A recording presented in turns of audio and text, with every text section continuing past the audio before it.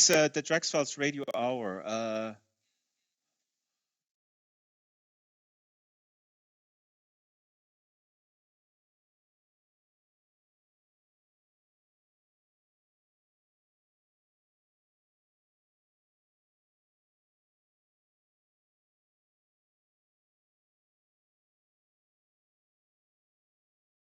Oh God, there's 20 people waiting. No, don't worry. No, I shouldn't have said that. I'm sorry. It's fine. Okay, I'm talking to the folks on the stream. We're having little technical difficulties.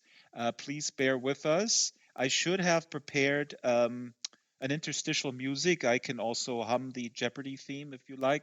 Da dee da da da. How does it go? Da da da da da da da da da da dee da da da da bum bum bum bum bum. And we're working very hard. Sarah is working with her husband, and we just have audio issues, but we will be here shortly. And um, let me just say the avatar has appeared. I can't hear you. Double check There we if you go. have. I hear you. All right. I'm handing it back over to Sarah. Oh, good Lord. Oh, the Lord of the audio has blessed us. So, folks, you still only see the placeholder image on the stream. Bear with me. We'll be right with you guys. Sorry about that. No problem. This is certainly not your fault. If you see a little hovering cat here, that is the camera cat. So just Okay. don't be afraid of her. She's very nice. She hops around. Please step up to the microphone, Sarah. Step as close as you can, just forward. A little bit forward to the microphone. And a little bit, yes. Let me check the camera. And Oops. and face it, yes. That is fantastic. And I hear a little bit of feedback from you. Okay. Let me. That How is is that probably better? bleed from the headphones, yeah. Okay. You might have to turn it down a little bit. Okay. Let me try that. Because that's sometimes with, but I hope that you can still hear me. Yeah. No, I can hear you. How's that? Is that better? 1, 2, 3, testing, testing. It's One, it's two, very three. slight. It's very slight. You see, that's the bleed that's coming out of the headphones going back into the system. Oh. Okay. If you can turn the headphones down a little bit more, and you just so Okay. that you still hear me. Okay. Audio. 1, 2, 3. I'm testing. I'm just talking randomly. Where do I turn down the headphones? I can see where to turn down the mic, but master in level. Sansar, you go. You can do this on Windows, or you go to the master level in Sansar. Yeah. Okay. All right. Just turn it down there. How's that? That is Better? a tiny little bit better. I think we can deal with. Ah, that's good. That's good. Can you still hear me? Yeah, I can still hear you. But barely. Okay, cool. So right. then sit back and enjoy. I'm gonna go live right now, and I'm Okay. live. Let's see here. Am I live? All right, there we go. Well, welcome to the Drax Files Radio Hour live stream.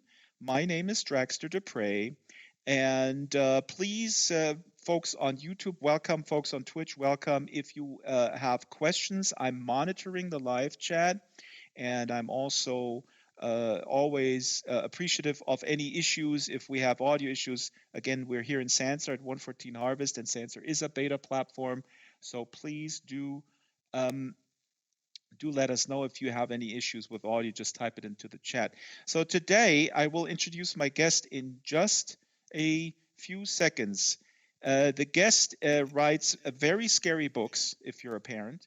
If you think Stephen King is scary, then read Sarah Dara Littman's books about online predators, about suicide attempts, that are triggered by a very malicious ex girlfriend that poses as a boy online, and then withdraws her affection suddenly, throwing teenagers into turmoil. I only read 2 of her books, and this book here, oops, where is it?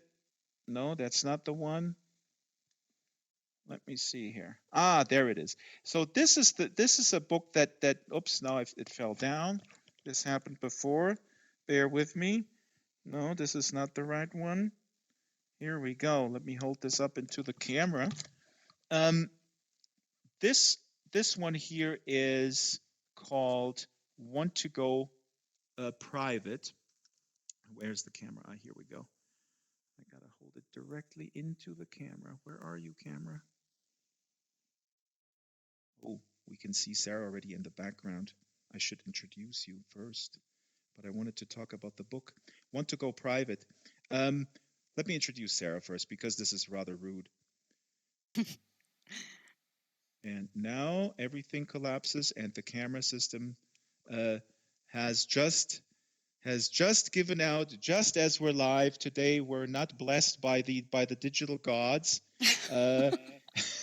So now the cat caught Lord. my audio problems. Okay, so we're doing a different thing. I'm going to do manual camera.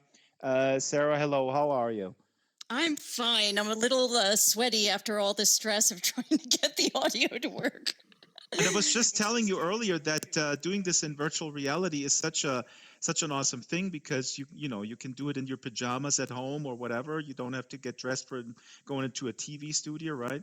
You don't have to put on makeup, which is my favorite thing. Yeah. So let me just say welcome to Sansar, and the Want to Go Private book was to me really impacted me deeply, and I guess you know why. Let me just read a little excerpt here for the folks at home, and this is an excerpt here that really got me into it right away. This are the 2 girlfriends are talking here, Abby and her girlfriend. And Abby says, I'm barely listening to her because I'm already opened my laptop and started logging into jeteen.com. It's this new site that's kind of like Second Life, but for teens. Faith and I have been on it for a few months now, and I like it a lot better than Facebook because you get to design your own avatar and you can use a screen name instead of your real name. And it's like your avatars are actually hanging out together in a real place instead of you just chatting. They have real musicians. They give concerts. Last month, Faith and I saw the American Idols tour, or at least our avatars did. So you depict in this book a well, you called it website, but it's a virtual world, like just like Second Life, like you say. And I don't want to give away everything, but it is about an online predator, and we're talking about sexual exploitation. The girl that we're talking about is 14. How did you get into how did you find your genre? I mean, what was that journey that led you to explore these heavy duty topics that are very, very, very real? And like I said, for me as a parent, it's horrifying. Well, there are 2 reasons I think that I ended up writing so much. When I first finally gave myself permission to start writing, which wasn't until I was close to 40, I I um, I wanted to write books for the teenage me who didn't have those books available to her. I was a pretty depressed teenager in high school, and things had happened to me, and I'd experienced things and felt like I was alone because no one talked about those things, and there weren't really books about them. So it was very easy to feel like I was the only person in the world experiencing those things. And I'm old enough that we didn't have the internet. And so it wasn't like there was an online community where I could find people. So it could be very lonely. And so when I started writing, I wanted to write those books. And the reason I'm really fascinated by the This intersection is actually fascinating. I'm sorry interrupting you because Yeah, sure.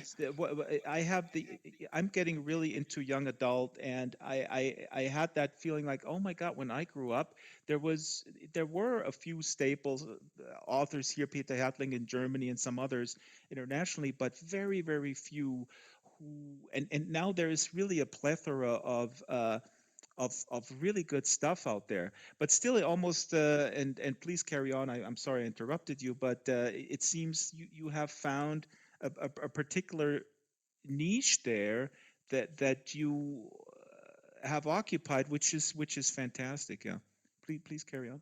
Sure. Where why I'm so fascinated about teenagers and technology was because when I was growing up, I did not have this technology available to me, and I made a lot of mistakes as a teenager. I was not your goody two shoes teenager. I mean, I got good grades and everything, but I was, I was self medicating and, getting up to things that my parents didn't know about. Um, but and I made a lot of mistakes, but I was able to make those mistakes in relative privacy. And what concerns me for my kids who are now in their 20s and for the kids, coming up behind them is that they do not have that luxury. And so I wonder what the impact is on teens of going through being a teenager, which is difficult enough as it is, but with all the pressures of social media and knowing that if you make a mistake and you're drunk somewhere that someone may video you and it's there forever. It's a very scary thing. The want to go private. I mean, the guy who basically abducts the 14-year-old girl is filming them having sex and putting it on a porn site, and it's really hard for the father is very, very aggressive when this comes out, and I don't want to here I am spoiling it. Abby Spoiler alert. well, I think you can still read it. Actually, Yeah. my son is reading Stephen King, and then he took a break, and then he said, "Well," and I said, "Are you not continuing?" "Well, I already know the ending because I saw the movie." And I go like, "Yeah, but you know what? I mean, the ride is it's the ride. The ride is the amazing thing here." So here, like you were saying, the the fact that what is out there forever, and she has to go back to school and face people who are basically then calling her a slut and everything, and it's absolutely brutal. um, what she has to endure. I want to read one quick excerpt here.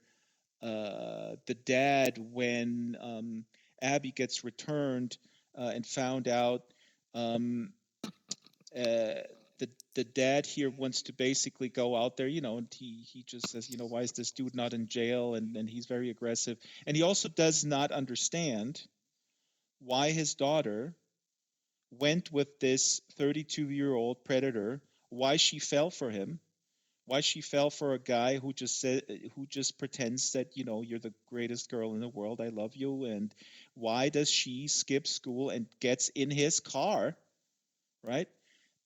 Because they went through all the internet training, they went through all the school safety training and or workshops and such. And here's a little excerpt.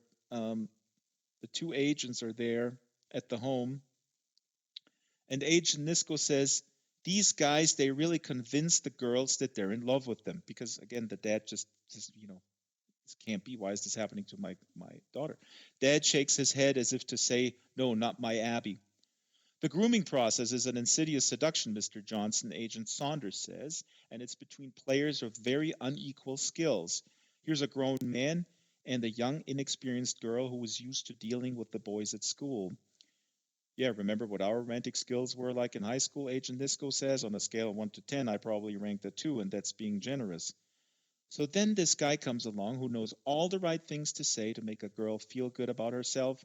It's very powerful. But Abby's too smart to fall for that, Dad says. By the way, this is narrated by Abby's younger sister. And here she interjects her thought, says, "Excuse me, Dad, there's an urgent call for you from 1-800-DENIAL." So, this is really brutal because the reality is you have all the right intentions. There's all this information available, but we cannot control the emotions. And I mean, we shouldn't as parents. I mean, Well, Sarah, why are you writing these books? They're depressing me. Why don't you write something uplifting? I have. You'll have to read some of my funny books. But the inspiration for this book came when they brought in a supervisory special agent from the local FBI office to my son's school to talk to the kids about internet safety, and then they had a separate session for the parents, and I ended up speaking to him afterward, and he told me a true story about a girl from my state who had in our state they have a very significant 8th grade internet safety curriculum, and this girl had learned about the internet in school, and her mom, so she ended up leaving with this guy, and they were lucky because her mom had her passwords, so obviously the mom had been talking to her about internet safety at home, but nonetheless she left, and even though they could figure out where they'd gone pretty quickly because the mom had the passwords, they were still almost at the Canadian border by the time they were apprehended by the police. And he said to me that when they caught up with them, her reaction was, "Don't hurt him." And as soon as he said that to me, I was like, wow, that is the book, because I needed to know why this girl would have had all this information and nonetheless left with this guy, despite everything she'd heard. And I had to write a book to figure it out. I was actually working on another book that was contracted to Scholastic, but this book idea just kept like knocking on my head, and I finally wrote to my agent and my editor and said, "Can I write this book instead?" And I did, and I'm really glad I did. And I was joking earlier that these books are depressing. They are very real, and that's why they appeal to me. I mean, you don't beat around the bush with the reality in terms of what happened to her, but also how vicious then when she comes back to high school, some people are just sort of gleefully making fun of her and her ordeal, and the dealing with the parents is not. It's not easy either. I mean, I sympathize with the dad who basically, I guess wants to go out and shoot this predator and just in sort of do justice, take course. Here's a little excerpt where Abby talks about how she feels about Luke. I mean, this is the predator. He calls himself Luke in that Second Life type environment. Here she is with a guy, Billy, who's a really nice guy, and he takes her out to a movie. And she's sitting next to Billy. And Billy is, moving, making his moves, putting a hand there a little bit. Oh, I have to tell you that when my husband read that scene, he was like, "Oh my God, how did you do this? This is exactly what it was like," Well, let me tell you, I mean, I'm not, we don't get any manuals either. How should we do this? It's tough. Yeah. Oh, we poor white men who grew up in the 70s. Now, but this is amazing. She says, "I can't concentrate on the movie because I'm busy worrying about what Billy's next move is going to be. Although I'm trying to focus on the screen, out of the corner of my eye, I see his pinky finger dangling off the armrest an inch or so above my leg. Ooh, wandering fingers. It's hilarious." And then she says with Luke, again, Luke, the guy who she met on the Second Life type teen virtual world. With Luke, I never have to worry about this stuff. I always know where Luke is. safely in my computer where I don't have to deal with real life hands and pinky fingers and leaning shoulders and oh my God, is he going to try to kiss me thoughts. Uh, so this is fascinating to me. I mean, I'm not oblivious to the perils of technology or virtual worlds for that matter. But right now, I'm doing a series about about people who met in Second Life, fell in love, and actually got married. Some people have kids. They moved all across the world. So I'm trying to focus on that positive stuff. But Well, this I can tell struck you, me. I met my Yeah, husband online the first time. So, yeah. yeah, so I do see the positives of technology as well as the negatives. Right, and I wanna get to that and want your take on it. This though is a really fascinating observation though, because that is something that is incredibly soothing. I completely get this.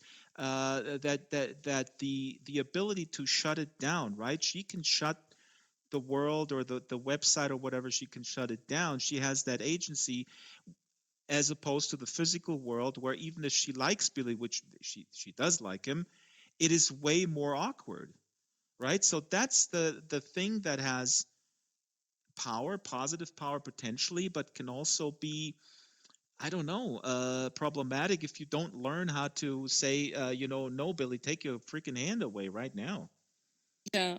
I mean, I think So part of the problem is that we are putting ever more powerful technology in the hands of our kids at ever younger ages, and they don't have they don't necessarily have the training on how to use it, but they also don't have the emotional intelligence necessarily for how to use it.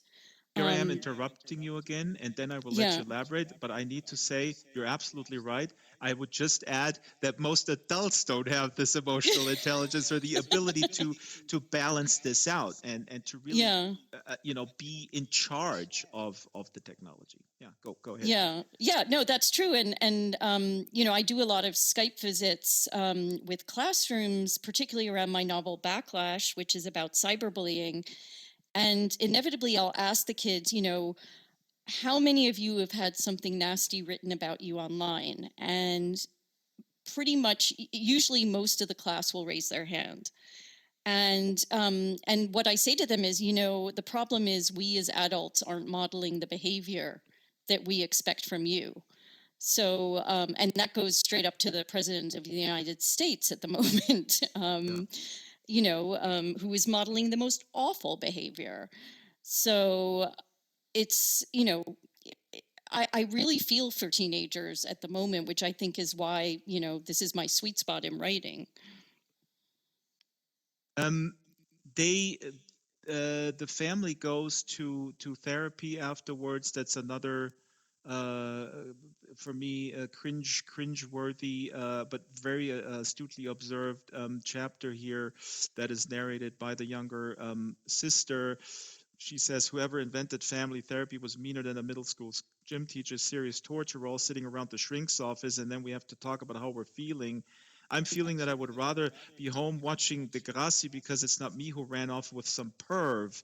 I say, the younger sister says, earning myself dirty looks from mom and dad. So she feels she's pulled into this. Uh, you mentioned the other book that is here actually on the table.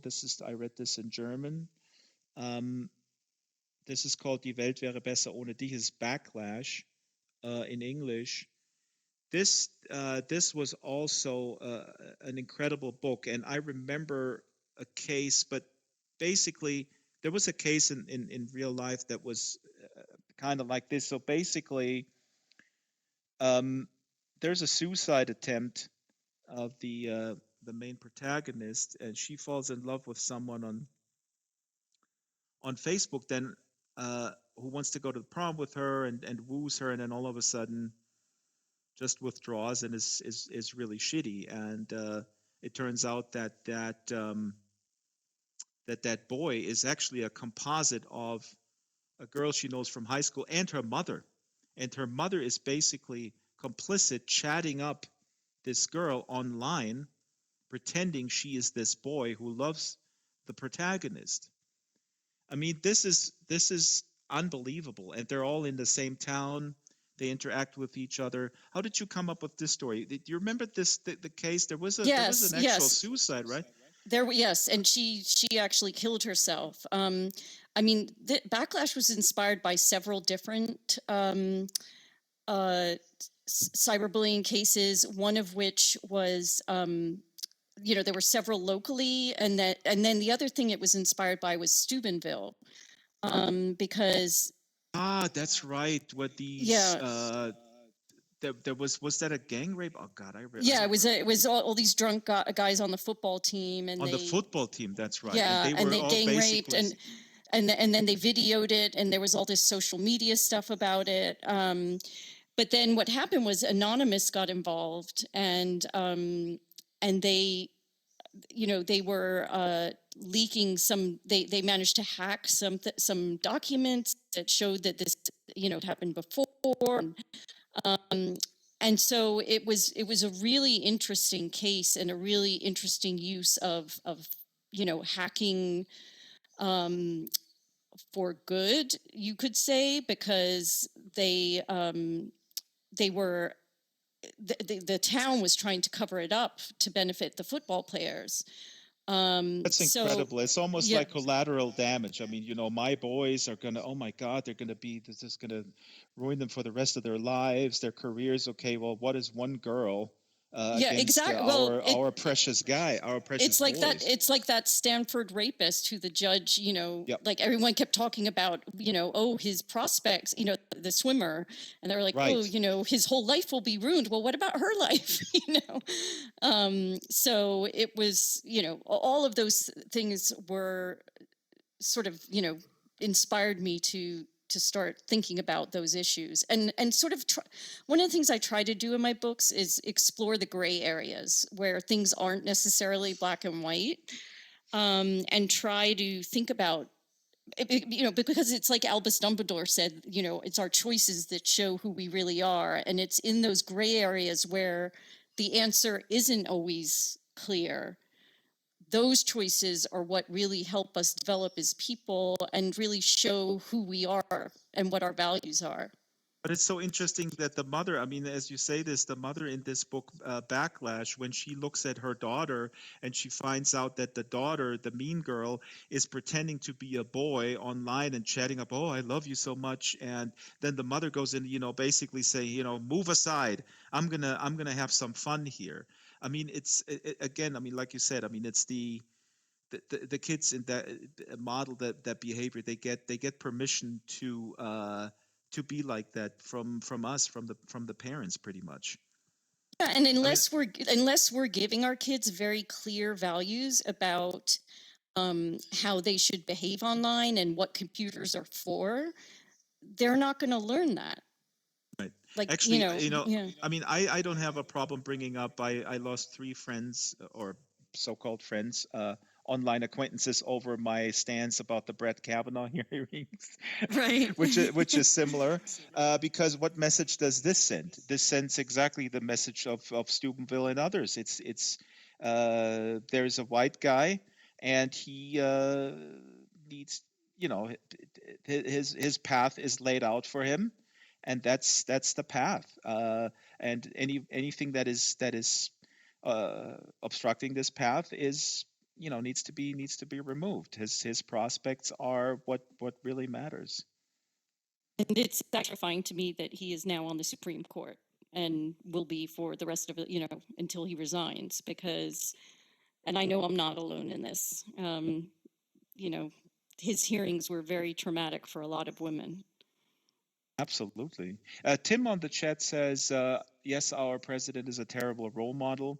Indeed. Please, folks online, if you're watching this, or if you're watching it in Harvest, put your questions on the chat for Sarah, and we'll get to them. Now, how does this work when you pick? This is what fascinates me. Okay, a couple of things. First of all, you said earlier you are a late bloomer. You started late. So do you think it's possible for me to write a book It is always possible. Like it's, I sort of view myself as an example of it's never too late to start doing what you really love doing. It's not easy. I'm not going to pretend. I teach in a Master of Fine Arts program at Western Connecticut State University and also at the Yale Writers Workshop. And I will never lie and say, "Oh yeah, it's great. I sit around in bed, in my pajamas, eating bonbons, and then type a few words here and there." Like, no, you have to work your freaking ass off to be able to make a living as a writer. But I'm doing what I really love. I was told I wanted to be a writer in high school, and I was told, "Oh, you'll never make a living as an English major," which I think a lot of people hear. So I ended up majoring in political science, and then I had an MBA in finance and worked on Wall Street for a while. But it's doing this, like writing for teenagers, going to schools, talking to young people. It's what I really love doing, and teaching. I really love teaching too.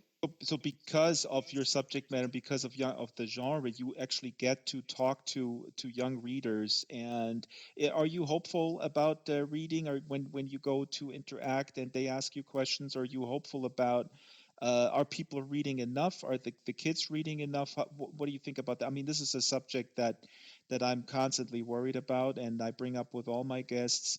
Where do you stand? Is it I do are we worry. worried? I am worried about whether, kids are reading enough, and also whether they're allowed to read the things that will encourage, for kids who are reluctant readers or who, Right. um, I'm worried that they're being forced to read things that aren't going to light their fire about reading. Like I had one kid ask me during a Skype visit, this kid wasn't a big reader, and he was like, "Do you have any advice for people like me?" And I said, "You know what? Go see your librarian, because you need to, get them to like show you a whole bunch of books, because you only don't like reading because you haven't met the right book yet." Here's an issue that we discuss at our book club. I have several friends who were either misdiagnosed or not diagnosed dyslexic, and they had a terrible time in school, and they are suffering from that emotional ballast, if you will, because they were basically, deemed not too bright, because they couldn't keep up, and then they just many of them gave up reading altogether, and so now as adults it's really hard to get back. I So would say to it's them, I better would say, today. Yeah. so I would say to them, like, I mean, my husband's actually dyslexic, and he would just be amazed because I'd be reading like 2 or 3 books a week, and he reads a lot online, but he, shorter things, but he found, for him to read a book was a really big deal. But then he got an Audible subscription, and here, like I take out audiobooks from the library and just have them on my cell phone so I can listen to them in the car. So, for kids now who are dyslexic, like, you know, whether you're listening to it or reading it, like you're still engaging with a book. And But you have to be single tasking. I'm of two minds. I agree with you. And if you, and my friend Shyla, I don't know if she's watching, she was diagnosed, I think, and she reads, and she's a great poet as well. And she says, I treat listening to an audiobook like reading a book. I actually don't do anything else. I put my headphones on and I close my eyes. And so it has the same effect in the sense that it creates worlds in her mind's eye. I just find it problematic that we then may fall into the trap, which actually people told me, oh yeah, I listen to Audible on double speed, right? While yeah. I'm at the gym. And so I get this all squeezed in. I get a super nice butt. Plus, I read 2 books. I don't know. Yeah, no, I don't think I could do the gym and listen to, like, I need music to get my ass off the chair. But I do like listening. I drove down to see my daughter in DC, and I listened to it in audiobook, like the way down and the way back, and it was great. It was really, Right, that's what. yeah. But Yeah, it's this really brings the us. long drives. this brings us back to the peril of technology, and I feel like I cut us off there and went into a different direction. But that's, I guess, the inability to realize what how we should deal with it. Like we listened to audiobooks on long drives, and we were fully engaged as a family. Judy Bloom, actually, when my son was little, it was really cool. Oh, Um, my kids loved listening to all the Fudge books yeah, when they were exactly, In exactly. fact, we made a trip to the Mint in D.C. just because of Judy Bloom. Oh, that book is so awesome. Oh my I God. love that book. Yeah, Yeah, yeah, yeah. yeah. But now, but see, so but now when people go like, hey, and I'm on Goodreads, and some dude has a reading challenge, and I just read, oh, this guy says I can read 200 books a year. I'm just gonna listen it on double speed while I'm cleaning the kitchen and while I'm doing all this stuff. So again, I guess the topic is here technology, and the peril of technology, or the allure to become basically this superhuman robot, I guess. Yeah. No, it I is don't know. I'm concerning. asking you all these questions, like, how can we solve this, Sarah? And you should just say, I'm a writer. I'm not a social scientist. I am not a social scientist, but as a writer, I do think about all of these things. And that part of the reason why, my books, my last several books, and including the one I'm working on, have some technological element is that I'm thinking about this all the time. And because new technology is coming out all the time, there's a lot to write about. What are you worried about now? What are you most worried about Well, technologically? And I you am, can you can tease something you're writing on. You don't have to, well, but I'm, yeah, go ahead. so the book I'm working on now is on a subject that scares. Can I swear? It scares the living crap out of me. Oh, that's Um, mild. okay, You can yeah. swear. So the book I'm working on now, and I've been doing research on for a while, is about deep fakes, Mhm. and I am that as someone who was also a political writer. That scares me so much. When we talk about disinformation and um, you know the divisiveness we already see in our politics, deepfakes have the potential to, I feel like, destroy us, and it's Explain real very quick frightening. what deep fakes are. So I'm probably like I'm sure there are people out there who are way more technological than I am, and I'm going to massacre it. But Oh, so they will basically, respond in the chat. okay, all Yeah, go right. ahead.